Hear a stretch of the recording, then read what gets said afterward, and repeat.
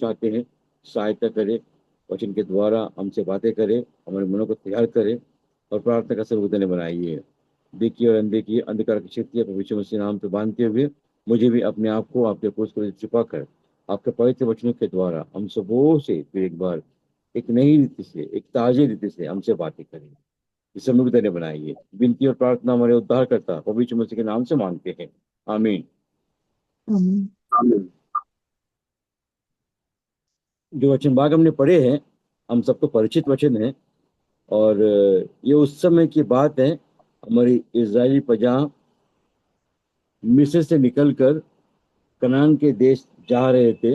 रास्ते में जैसे ही मिस्र से निकलकर कुछ दूर पहुंचा, यानी कि अगर मैं आपको ये बता दूं कि थोड़ा सा उसका बैकग्राउंड मैं आपको दूं कि हमारे पूर्वज जो है बंदवाई से निकल गए, वहां से निकलकर थोड़ा आगे गया, लाल समुंदर आया, फिर थोड़ा आगे गया, फिर वो लोग कुड़कुड़ाए, रोए, लाल समुंदर आए, वहां पे भी रोए, परमेश्वर ने उन्हें सहायता किया और उन्हें आगे लेके गया। फिर भूख लगा, फिर प्यास लगा, फिर रोए, फिर कुड़कुड़ाए, फिर वहां पे परमेश्वर ने उन्हें मन्ना दिया। हम देखते हैं चट्टान से उन्हें पानी पिलाया। एक जगह पे कड़वे पानी के साथ में वो लोग थके हुए हालत में थे। ऐसे ऐसे परिस्थितियों के बाद जब जाकर जगह पे आते हैं, 17 अध्याय के 8 वचन जो हमने पढ़ा, वहां पे आके एक जगह पे वो लोग ठहर जाते हैं। उस जगह का नाम है रपदीम करके एक जगह है। वहां पे वो लोग अब रुके हुए हैं। अब उनकी हालत कैसी है उस जगह पे जब वहां पे रुका हुआ है, इसे समझने के लिए हम क्या करते हैं, व्यवस्था विवरण उसका 25 अध्याय,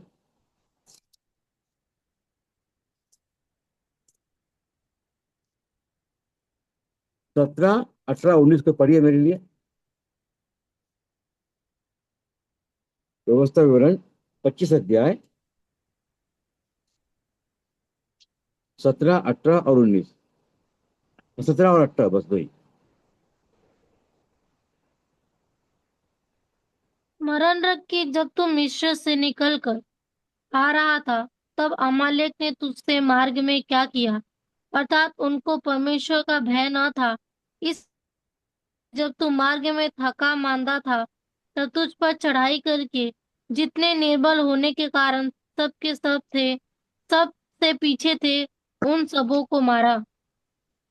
हम क्या पढ़ते हैं यहाँ पे, हमें यह क्या समझ में आता है, रपदी में जब वो लोग आए थे तो उनकी हालत कैसी थी, हमें यहाँ पे 18 वचन में दिखाई पड़ता है। क्योंकि हमें ये समझना बहुत ही जरूरी है, क्योंकि जो वचन भाग हमने पढ़ा है, जो संदर्भ को हमने पढ़ा है, एक आत्मिक रीति से प्रार्थना कितना इम्पोर्टेंट, कितना प्राथमिकता, कितना बहुमूल्य हमारे जीवन में, हम एक प्रार्थना का अंश को मूसा के जीवन के द्वारा हम यहाँ पे सीखने को मिलता है।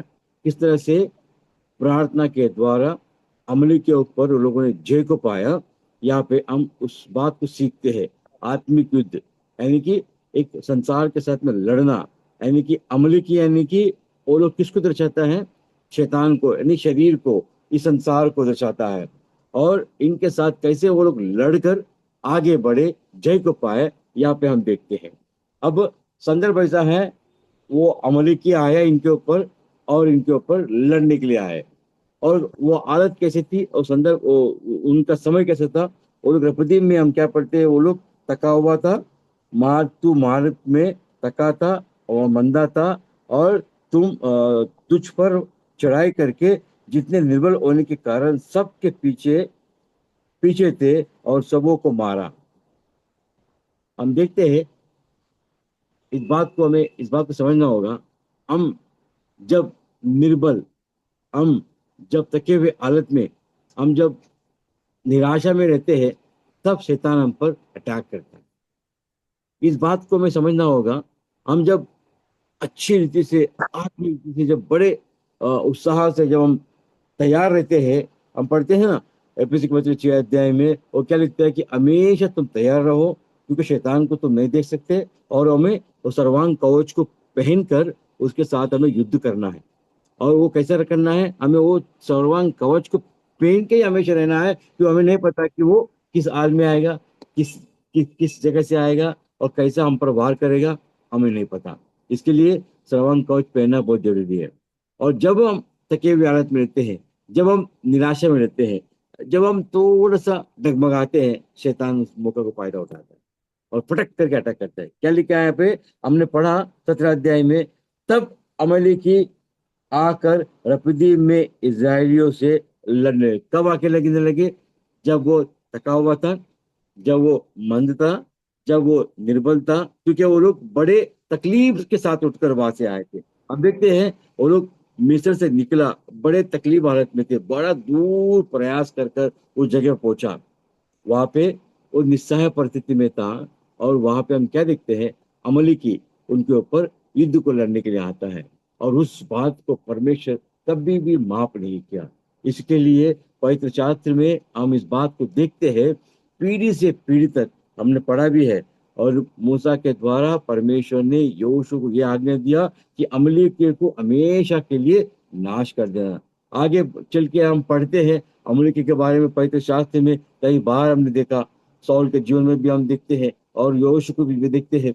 हर जगह पे परमेश्वर ने यही आज्ञा दिया कि अमरीकियों को नाश कर दो, अमरीकियों को मार दो, क्योंकि ये लोग शरीर को दर्शाता है, संसार को दर्शाता है। और इन लोगों ने सबसे बड़ा पाप क्या किया, अपनी प्रजा को, परमेश्वर को इस बात को हमेशा क्रोधित था उनके ऊपर कि अपनी प्रजा, मेरा संतान जब थके हुए हालत में थे, जब वो निस्सहाय परिस्थिति में थे, तब वो लोग उनके ऊपर अटैक किया, तब उनके ऊपर वो युद्ध को लड़ने के आया, तब उनके ऊपर वो लोग वार करने के लिए आया।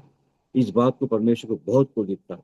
और इसके कारण हम देखते हैं अमलकी के ऊपर परमेश्वर हमेशा ही भारी रहा। ठीक है, तो ये तो एक हो गया, संदर्भ को हम जान गया कि हमारी प्रजा जो है, इजरायली प्रजा कहाँ पे थे और किस हाल में थे, इस बात को हमने समझा। और अमलेकी उनके ऊपर युद्ध करने के लिए आए, इस बात को समझा। अब इजरायली प्रजा 400 साल बंदवाई में वो लोग क्या कर रहे थे, उनके जीवन में उनको क्या आता था, उनको युद्ध करने को आता था, उनके पास सैन्य था, उनके पास घोड़े गधा, उनके पास हथियार, कुछ नहीं। वो लोग कभी युद्ध के लिए तैयारी भी नहीं किए थे। जब वो पहली बार निकल के आए, मूसा ने उनको लेकर बाहर निकला, और जैसे ही बाहर निकला, फरो की सेना पीछे से आ रही थी, तब डर गए। तो परमेश्वर ने कहा कि तुम खड़े होकर उद्धार को देखो। लाल समंदर को दो भाग कर दिया। और सैन्य को देखकर और लड़ बहुत डर गए कि उनको युद्ध भी नहीं आता। और 400 साल बंदवाई में वो लोग क्या कर रहे थे, केवल वो लोग गुलामी का काम कर रहे थे, हमको पता है। और उनका प्रोफेशन क्या था, ईंटों को बनाना, सिर्फ ईंटें बनाते थे। और उनके पास ना तो तलवार था, ना कोई ढाल था, और ना कोई अस्त्र शस्त्र था, ना कोई प्रोफेशनल वो लोग वॉरियर्स थे ताकि किसी जाकर लड़े, कुछ नहीं उनको आता। लेकिन परमेश्वर जिसके साथ रहता है, उसको कोई युद्ध की, कोई अस्त्र की, कोई शस्त्र की जरूरत नहीं है।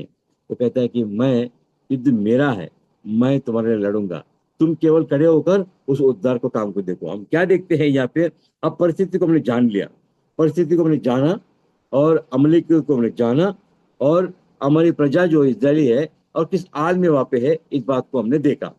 अब क्या हुआ, इस बात को जब जान गया कि वो लोग हम पर युद्ध करने के लिए आ रहे हैं, और मूसा ने क्या कहा, हम देखते हैं, यहोशू को एक आज्ञा दिया, कहा कि अब परिस्थिति तो आ तो गई, अब भाग तो सकते नहीं, लड़ना तो पड़ेगा।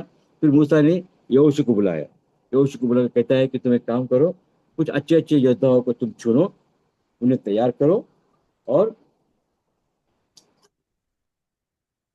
कल तुम जाकर उनके साथ युद्ध को लड़ो, कल तू जाकर उनके साथ युद्ध को लड़ो, और मैं जाकर क्या करूंगा, ऊपर जाकर, मैं पर्वत के ऊपर जाकर मैं तुम्हारे लिए प्रार्थना करूंगा। एक दो टीम तैयार किया होती है। उसने कहा अच्छे अच्छे योद्धा को तुम चुन लेना, और चुनकर तुम तैयारी के साथ में युद्ध को जाना। मैं पर्वत के चौकट चोटी के ऊपर जाकर परमेश्वर से मैं प्रार्थना करूंगा। समझ जाने का एक आत्मिक बातें यहाँ पे हमें सीखने को मिलता है। मूसा पहाड़ के ऊपर गया, और यहोशू फील्ड में गया लड़ने के लिए, उनके साथ लड़ने के लिए। और यहोशू नीचे युद्ध को लड़ रहा है। और देखते हैं कि मूसा पर्वत के ऊपर अपने संगी भाइयों के साथ में, हम क्या देखते हैं वहां पे, तीन लोग को देखते हैं, आरोन को देखते हैं और ऊर को देखते हैं। तीनों जाकर ऊपर प्रार्थना कर रहे हैं। यहाँ पे हम क्या देखते हैं, पहली बार जिंदगी में यहोशू, जो जिसको कभी कुछ आता नहीं है, वो एक बड़ा योद्धा हम पढ़े आगे चल के पता है, लेकिन उसको कौन बनाया? परमेश्वर ने बनाया। वो युद्ध को नहीं जानता, वो एज ए लीडर उसको कुछ नहीं पता, लेकिन एक आज्ञाकारी का जुन को यहाँ पे हम देखते हैं। इतना अच्छा आज्ञा को मानकर, जैसे मूसा ने कहा और वैसे ही वो अपने सेनाओं को लेकर और लड़ने के लिए गया। हम देखते हैं कि बाद में कुछ बातों को यहाँ पे समझने की कोशिश करेंगे। मूसा बोलता है, मैं हमारे लिए पुरुषों को चुनना, 8 वचन में मैं पढ़ रहा हूँ, हमारे लिए कई पुरुषों को चुनकर चाट ले और बाहर जाकर अमलेकियों से लड़, और मैं कल परमेश्वर की लाठी हाथ में लिए और पहाड़ी की चोटी पर खड़ा रहूंगा। हम देखते हैं कई बार इस बात को हमारे कलीसियाओं में, हम कई बार देखते हैं कि हमारे भाई बहन लोग जब विद्युत को जाते हैं, सुसमाचार को बांटने में जाते हैं, हम अपने अपने घरों में, अपने अपने कलीसियाओं में घुटने टेक कर प्रार्थना करते हैं। मूसा भी वही काम कर रहा है यहाँ पे। बोलता है कि तुम जाओ लड़ने के लिए, मैं तुम्हारे लिए प्रार्थना करूंगा। हम क्या देखते हैं यहाँ पे? सबसे पहले हम देखते हैं यहोशू का आज्ञाकारी। दूसरा बात हम देखते हैं, वो क्या कहता है? मैं लाठी को लेकर, हाँ, मैं लाठी को लेकर पहाड़ के चोटी पर खड़ा रहूंगा। दो बातें यहाँ पे हम पढ़ते समझने की कोशिश करेंगे। लाठी को लेकर, ये लाठी क्या है? ये वो लाठी है जब परमेश्वर ने कहा मूसा को, ये पकड़ लाठी, तेरे हाथ में क्या है? तो कहता है कि मेरे हाथ में एक लकड़ी है। तो हमें लाठी यानी कि परमेश्वर के वचन को सूचित करता है यहाँ पे। जब जब हमारे ऊपर विपत्ति आती है, जब जब हमारे ऊपर परिस्थिति आता है, हम किस बात को लेकर युद्ध को लड़ते हैं? परमेश्वर के वचन को लेकर। परमेश्वर के वचन ही हमारे लिए लाठी के समान है। भजनकार कहता है, यहोवा मेरा चरवाहा है, तेरा लाठी और तेरा सोता मुझे शक्ति बल देता है। प्रभु हमें सहायता करे। इस बात को ऐजिया पुस्तक 55 और 11 में लिखते हैं। कोई पढ़िए उसको, यशायाह नबी पुस्तक 55 और 11 अध्याय वचन, 55 अध्याय और 11 वचन। वचन के बारे में क्या लिखता है? यशायाह नबी क्या बोलता है?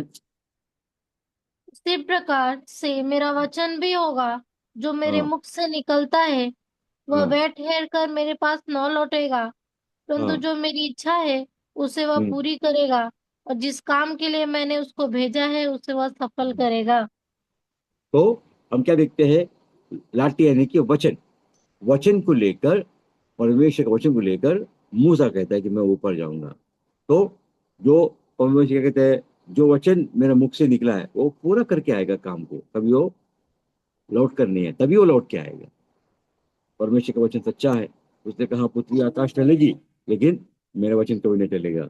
दूसरी बात हम देखते हैं, पहाड़ के ऊपर दिखाता है, क्या बोलता है? मैं पहाड़ के चोटी पर जाकर खड़ा रहूंगा। हमें क्या बताता है, हमें क्या समझ में आता है? पहाड़ यानी कि ऊपर, यानी कि नीचे से ऊपर चढ़कर जाना, यानी कि इस पृथ्वी को छोड़कर परमेश्वर के करीब जाना, यानी कि आइसोलेशन, हमारे एक अलगावट का जीवन। हम परमेश्वर के सन्मुख रहकर जब हम प्रार्थना करेंगे और परमेश्वर हमारी प्रार्थना को सुनेगा, तो वो क्या दिखाता है? पहाड़ के ऊपर प्रार्थना। अगर हम मुड़कर देखें प्रभु यीशु मसीह का जीवन को, जब जब उसने प्रार्थना के लिए गया, जब जब उसने प्रार्थना किया, सारे पुस्तक में हम पढ़ते हैं, सुवार्ती के पुस्तक में, लूका में पढ़ते हैं, यूहन्ना में पढ़ते हैं, मार्कुस में पढ़ते हैं, जब भी उसने प्रार्थना करने के लिए समय को निकाला, और कहाँ गया वो? भोर को प्रार्थना किया, रात को प्रार्थना किया, और हमें देखा कि वो दूर कहीं चला गया, पहाड़ के ऊपर जाकर उसने प्रार्थना किया। तो हमें क्या सीखने को मिलता है यहाँ पे? परमेश्वर की लाठी और पहाड़ के ऊपर हम उसके सन्मुख जाकर हम क्या बोलते हैं? प्रार्थना करो, आंखें बंद करो। प्रभु यीशु मसीह ने कहा क्या? क्या कहा? अब हमारे लिए पहाड़ तो है ही नहीं। एक नया करार में प्रभु यीशु मसीह ने हमसे कहा कि जब तुम प्रार्थना करो, मत्ती 7:7 में, अपने 6 अध्याय में हम पढ़ते हैं कि अपने कमरे में जाकर अकेले में चार दीवारी के अंदर गुप्त में प्रार्थना करो। जब तुम गुप्त में प्रार्थना करोगे, परमेश्वर तुम्हारी प्रार्थना का उत्तर देगा, प्रतिफल देगा। तो हम जब प्रार्थना के लिए जाते हैं, तो हमें यहाँ पे आत्मिक रूप से क्या सीखने को मिलता है? कि वचन को लेकर चार दीवारी में अकेले में हम जब परमेश्वर के सन्मुख विनती करेंगे, प्रार्थना करेंगे, उसको हमारा प्रार्थना का हमें उत्तर मिलता है। हम यहाँ पे देखते हैं, मूसा कहता है कि मैं ऊपर जाऊंगा, लाठी लेकर ऊपर जाऊंगा, और मैं तुम्हारे लिए वहां पे खड़े होकर प्रार्थना करूंगा। फिर हमने वहां पे क्या देखा? मूसा इस आज्ञा की मूसा की इस आज्ञा के अनुसार योशु अमलेकियों से लड़ने लगा, और मूसा, आरोन और पहाड़ी के चोटी पर चढ़ गया। अब ये दो भाग हो गया है यहाँ पे। हमने क्या देखा? मूसा पहाड़ के ऊपर गया, और यहोशू युद्ध को लड़ने के लिए गया। फिर आगे हम क्या पढ़ते हैं? तब मूसा अपना हाथ उठाए रखता, तब तक तो इजरायली प्रबल होता, परंतु जब तक वह उसे नीचे करता तब तक अमलेकी प्रबल होता था। एक सुंदर वचन को यहाँ पे हम देखते हैं। आत्मिक आत्मिक रीति से समझने के लिए हमें एक अच्छी बात यहाँ पे देखने को मिलती है। हम क्या देखते हैं? यहोशू नीचे युद्ध को लड़ रहा है, और मूसा ऊपर प्रार्थना में परमेश्वर के साथ में ऊपर परमेश्वर से विनती प्रार्थना कर रहा है अपने संगी भाइयों के साथ में। हम क्या देखते हैं? मूसा ने क्या देखा? अपने हाथ में लाठी लिया, पहाड़ के ऊपर गया। हमने क्या देखा? मूसा जब जब अपने हाथ को ऊपर रखा, तो हमने क्या देखा? यहाँ पे इजरायली अमेरिका को प्रबल हो रहा था, यानी वो जीत रहा था। और जब वो हाथ को नीचे रख रहा था, तो हम क्या देखते हैं? वो लोग हारने पे था, मतलब अमलीकी इनके ऊपर प्रबल हो रहा था। क्या सीखने को मिलता है हमें? यानी कि जब हम प्रार्थना करेंगे, जय हमारा है।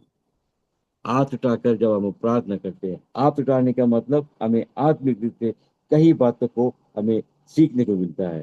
कहता है कि हम हाथ उठा के प्रार्थना करोगे, यानी कि परमेश्वर हम इस सहाय परिस्थिति में हैं, हम नहीं जानते, हमारे पास बल नहीं, हमारे पास शक्ति नहीं, आप ही हमारा सहारा हो, और आप ही हमारा सब कुछ, सब में सब कुछ हो। ये युद्ध मेरा नहीं, ये युद्ध तुम्हारा है।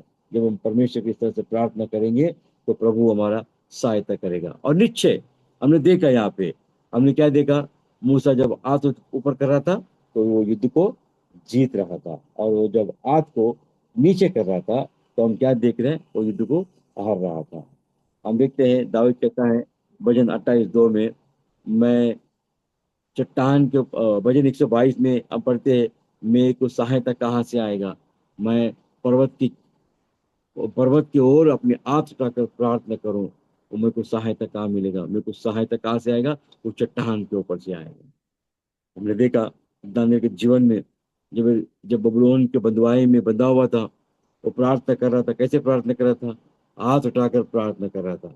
यानी कि हाथ उठा के प्रार्थना करना, यानी कि ऐसा नहीं कि पवित्र शास्त्र में लिखा है कि तुम हाथ उठा के प्रार्थना करो, एक नियम है, नहीं। एक आत्मिक रीति से हमें एक सीखने को मिलता है। हम जब परमेश्वर के पास जाए, हम जब हाथ उठा कर प्रार्थना करें, आंख बंद कर प्रार्थना करें, हमें कोई ये नहीं बोलता है कि पवित्र शास्त्र में आंख बंद कर प्रार्थना करो, लेकिन इससे हमें एक आत्मिक पाठ को सीखने को मिलता है। जब हम आंख बंद करेंगे, तो हमारे केंद्र जो है केवल परमेश्वर के ऊपर रहेगा। हम जब हाथ उठाकर प्रार्थना करेंगे, तो हम ये परमेश्वर कहता है कि हम निस्सहाय परिस्थिति में है, हे प्रभु हमें सहायता कर, तू ही हमारा शरणगत है, हम तेरे शरण में आए, हमें कुछ नहीं आता, और आप ही हमें इस पहाड़ से, इस बड़े युद्ध से आप ही हमें बाहर निकाल सकते हैं। इस बात को दर्शाता है। तो हमने क्या देखा? मूसा ने दो टीम को तैयार किया, युद्ध तो लड़ना है। एक टीम को कहा कि तुम जाओ युद्ध को लड़ो, और मैं कुछ लोगों को जाकर तुम्हारे लिए पहाड़ के ऊपर जाकर प्रार्थना करूंगा। और हम क्या देखते हैं? लाठी को लेकर और पहाड़ के ऊपर जाकर क्या कर रहा है? वो हाथ उठाकर प्रार्थना कर रहा है। अब जब बात अच्छी है, तो ये देखा, और औरों ने देखा, ये बड़ा अच्छी बात है। अब जब जब हाथ उठा रहा था, वो जीता, तो पर मूसा ने बड़ी मेहनत से हाथ को ऊपर रखा, लेकिन बेचारा मूसा बूढ़ा व्यक्ति कब तक हाथ को ऊपर खड़ा कर रखेगा? हम देखे कुछ समय के बाद उसका हाथ थके हुए मान में हाथ को जब नीचे उतर रहा था, तो हमारे भाई लोग ने देखा कि ये तो बड़ा गंभीर बात है। मूसा जब हाथ ऊपर रखा तो हम लोग झेल को पा रहे, जब हाथ को नीचे रखा तो हम हार को पा रहा है। तो उन लोगों ने क्या किया? दोनों आकर एक पत्थर को लाकर मूसा के पास रखा, बोले कि बड़े भाई आप इसके ऊपर बैठो। तो हम क्या देखते हैं यहाँ पे? एक तरफ हारून और एक तरफ हूर, दो मिलकर क्या कर रहा है? उसकी हाथ को ऐसे ऊंचा खड़ा कर रहा है, ताकि वो हाथ नीचे ना उतर है, ताकि वे हालत में हाथ को नीचे न करे, क्योंकि हाथ को नीचे करे तो वो युद्ध को हार रहा है। तो हम यहाँ पे क्या सीखने को मिलता है? प्रार्थना अकेले से नहीं होता, मिलकर प्रार्थना करना। दानियल ने हाथ उठाकर प्रार्थना किया। दाऊद कहता है कि मैं, मेरी सहायता कहाँ से आएगा? पर्वत की चोर तक, पर्वत के उस सामने मैं अपने आप उठाकर प्रार्थना कर रहा हूँ। और वही हम देखते हैं यहाँ पे। और क्या देखते हैं? संगे भाइयों के साथ मिलकर प्रार्थना, एक व्यक्ति प्रार्थना करना, मिलकर प्रार्थना करना, सामूहिक रूप से प्रार्थना करना हमें क्या मिलता है? एक बल को प्राप्त करता है। और सामूहिक रीति से हम जब प्रार्थना करते हैं, हमारी प्रार्थना परमेश्वर सुनता है। एक व्यक्ति से प्रार्थना नहीं। जब दानियल के जीवन में परिस्थिति आए, जब दानियल बंधुआई में था, वहां पे दूसरा अध्याय में हम पढ़ते हैं, हम निकालेंगे नहीं, आप लोग सुनिएगा कल ही। जब वो राजा ने स्वप्न को देखा, राजा ने कहा कि इस स्वप्न का भेद को बताओ, और पूरे बबुलान बबुलोन के संस्थान में कोई ऐसा ज्ञानी नहीं था कि उस स्वप्न को बताए। तब उसने ऐलान किया, यदि अगर वो मेरे सपने को नहीं बताएगा तो सब लोगों को मैं मार डालूंगा। जब दानियल को मालूम पड़ा ऐसी बड़ी घटना घटी और ऐसा मृत्यु आई, तो क्या कहता है? अपने दोस्तों को बोलता है कि इस वेद को जानने के लिए हम सब मिलकर प्रार्थना करेंगे। वो वेद को जानने के लिए सब मिलकर प्रार्थना किया, एक होकर प्रार्थना किया। हम क्या देखते हैं यहाँ पे? एक मन एक चित्त होकर अब जब हम प्रार्थना करेंगे, परमेश्वर बड़े बड़े बंधनों को तोड़ डालता है। हमने देखा यहाँ पे मिलकर वो लोग उन दोनों हाथ को ऐसे ऊंचा रखा, और जब तक वो युद्ध को नहीं लड़ा, वो तका हुआ मूसा अकेला कुछ नहीं कर सकता। मैं अकेला प्रार्थना करूं कुछ समय तक मैं जय को पाऊंगा। सामूहिक रीति से जब मैं मिलकर प्रार्थना करूं तो मुझे जय मिलेगा। हम क्या देखते हैं? जब दोनों ने हाथ को ऐसे ही ऊंचा रखा, हमें क्या देख सीखने को मिलता है? एक मन और एक चित्त, सामूहिक रीति से मिलकर जब प्रार्थना करेंगे, हम हर एक युद्ध को जीत सकते हैं। प्रभु को हम धन्यवाद करते हैं इस सुंदर वचन के द्वारा। आज सुबह के समय में परमेश्वर हमसे बातें कर रहा है, प्रार्थना का जीवन किस तरह से होना चाहिए। परिस्थिति जब हम पर आएगी, जब परिस्थिति हम पर आएगी तो हमें क्या करना चाहिए। वो युद्ध को नहीं जानते, उनको कोई ताकत, कोई तालीम नहीं दिया गया, उनके पास कोई अस्त्र शस्त्र नहीं था, लेकिन केवल वो ईंटें बनाते थे, गुलामी के जुग बता रहे थे। कोई वो ट्रेनिंग करके नहीं आए, उनके ऊपर मिलिट्री नहीं था। हम देखते हैं हमारे इधर प्रजा के जीवन में एक पहला युद्ध था, ये एकदम पहला युद्ध था, और कभी एकदम थके हुए हालत में। लेकिन जब परमेश्वर हमारे साथ रहेगा, वो कहता है कि युद्ध तुम्हारा नहीं, युद्ध मेरा है, युद्ध मेरा है।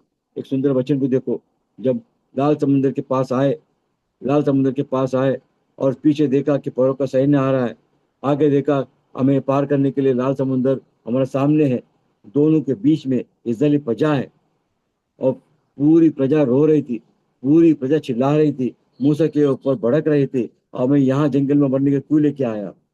जब मूसा ने क्या कहा? 14 अध्याय का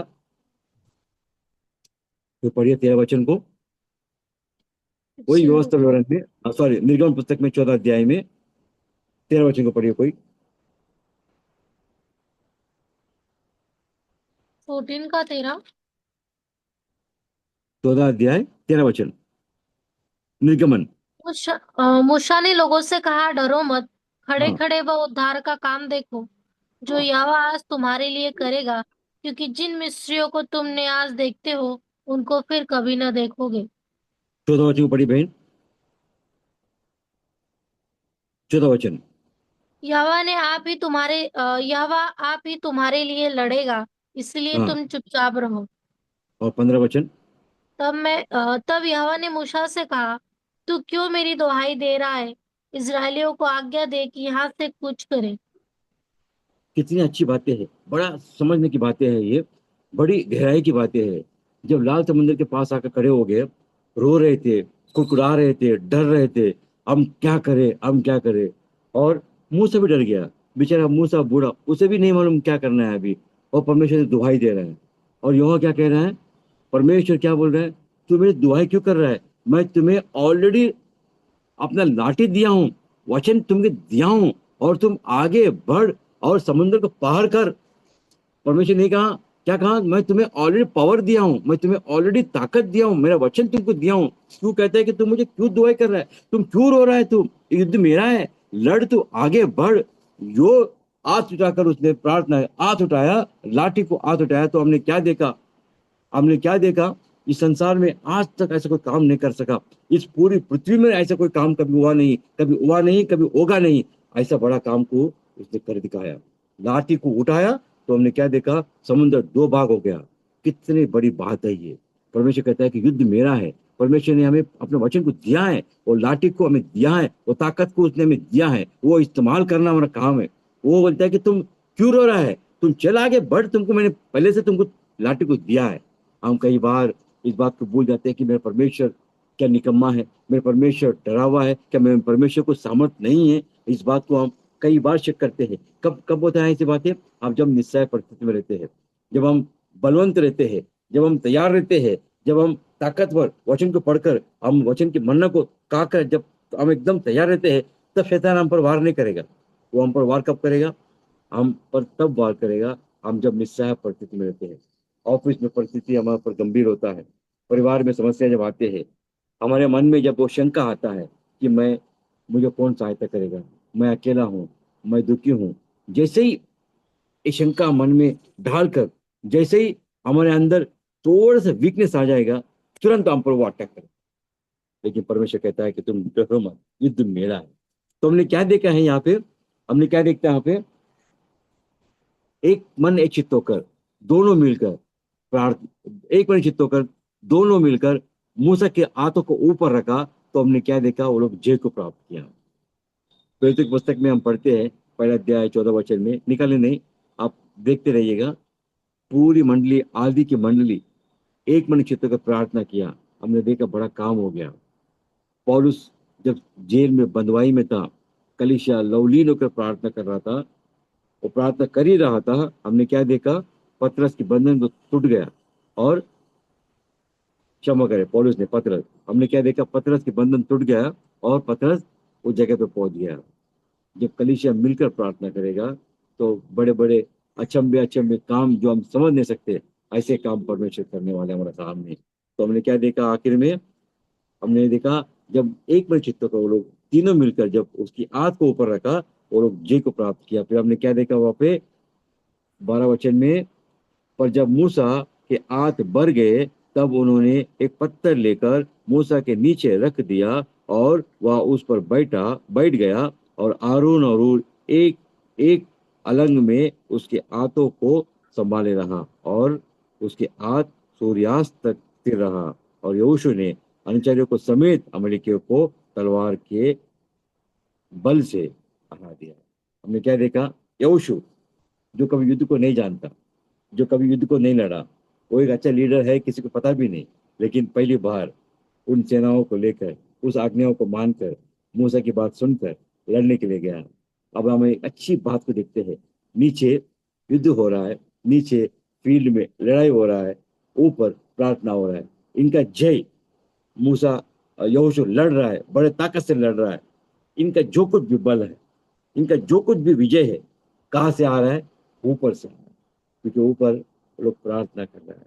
इनका जय किसके ऊपर निर्भर है? उस प्रार्थना के ऊपर निर्भर है। वो मूसा का हाथ नीचे रख रहा था, तो वो जय को प्राप्त कर रहा था। मूसा का हाथ जब ऊपर था, तो वो लोग नीचे रख रहा था, तो वो हार को प्राप्त कर रहा था। तो इनका जय, हमारा जय किसके ऊपर प्राप्त है? हमारी प्रार्थना के ऊपर। हम कितनी गहराई से, किस तरह से प्रार्थना करेंगे, वचन को उठाकर प्रार्थना करेंगे, आज्ञाओं को मानेंगे परमेश्वर की। और अपने परमेश्वर को जब प्रार्थना करो, तो गुप्त में प्रार्थना करो, और गुप्त में तुम्हारा परमेश्वर तुम्हारा प्रार्थना का प्रतिफल देगा। फिर हमने क्या देखा? वो लाठी, वो पहाड़, और प्रार्थना। और कैसी प्रार्थना? मिलकर प्रार्थना। हमने क्या देखा? वो सब लोग मिलकर प्रार्थना किया। तो हमने क्या देखा? एक मन चित्त का जब प्रार्थना किया, पतरस कैदी से, बंदवाई से छुटकर बाहर आया। हमने देखा यहाँ पे नीचे यहोशू युद्ध को जीत रहा था और जय को प्राप्त किया। कब? जब वो लोग मिलकर उसकी आग को ऊपर रखा। तो हमें सीखने को क्या मिलता है कलीसिया की? नहीं, जब हम आते हैं कलीसिया में, कई बार हम लोग बोलते हैं प्रार्थना की बात को बड़े हल्का से ले लेते हैं। हम हर एक मीटिंग में आते हैं, लोग मीटिंग में जाते हैं, हीलिंग मिनिस्ट्री में जाते हैं, और अचंबा देखने में जाते हैं, और सुषमाचार की मीटिंग में जाते हैं, बड़ी अच्छी अच्छी मीटिंग में जाकर हम बैठते हैं, लेकिन प्रार्थना के बारी जब आते हैं, हम तन्ना पड़ जाते हैं। परमेश्वर ने कहा, तुम मांगो तो तुम्हें दिया जाएगा, तुम नहीं मांगो तो तुम्हें नहीं मिलेगा, खटखटाओ तो तुम्हें खोला जाएगा, तो ढूंढो तो पाओगे। मांगना हमारा काम है, परमेश्वर देने के लिए तत्पर पड़ा हुआ है। तुम मांगो तो तुम्हें दिया जाएगा। मत्ती 7:7 में कहता है कि तुम मांगो तो तुम्हें दिया जाएगा। यूहन्ना 14:14 में कहते हैं कि तुम मेरे नाम से जो कुछ मांगोगे मैं तुम्हें दूंगा। यिर्मयाह 33:3 में कहता है कि तुम जब मांगोगे, मैं तुम्हें बड़े बड़े मर्म को खोल कर दिखाऊंगा, बड़े बड़े बातें आने वाले दिन में जो होने वाली है, वो मैं तुम्हें रिवील करूंगा। जैसे दाऊद को, दानियल को रिवील किया परमेश्वर ने। वेदों को रिवील करने वाला किसका काम है? परमेश्वर। जब पर दाऊद और मिलकर जब उन्होंने प्रार्थना किया तो हमने क्या देखा? ऐसी बड़ी बातें, ऐसा बड़ा मर्म जो संसार में किसी को नहीं बोल सकता। वो राजा भी, वो भी हैरान हो गया, कहता है कि तुम्हारा परमेश्वर ही परम पिता परमेश्वर है, दानियल का परमेश्वर ही परमेश्वर है। वो कहता है कि मैं नहीं, ये मैंने नहीं किया, मेरा परमेश्वर ने इस वेद को ओपन किया। तो हम जब मिलकर प्रार्थना करेंगे, परमेश्वर बड़े बड़े बंधनों को तोड़ता है। फिर हमने क्या देखा? मूसा वहां पे क्या कहता है? वो कहता है कि एक वहां पे वेदी को बांधकर क्या कहता है कि यहोवा मेरा निस्सी है, Jehovah the lord is my banner, Jehovah मेरा निस्सी।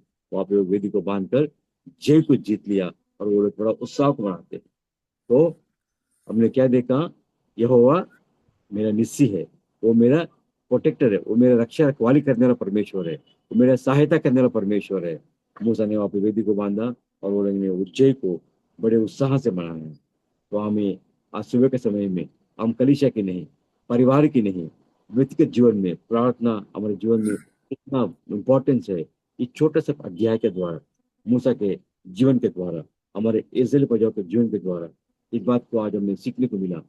और ये बात नीचे है, हमेशा याद रखना, हम जब शक के बुनियाद में, हम जब तके हुए हालत में, हम जब वचन को नहीं पढ़ते हैं, आत्मिक जीवन में जब हम निराशा में रहते हैं, तब वो हम पर वार करेगा, तभी वो वार करेगा।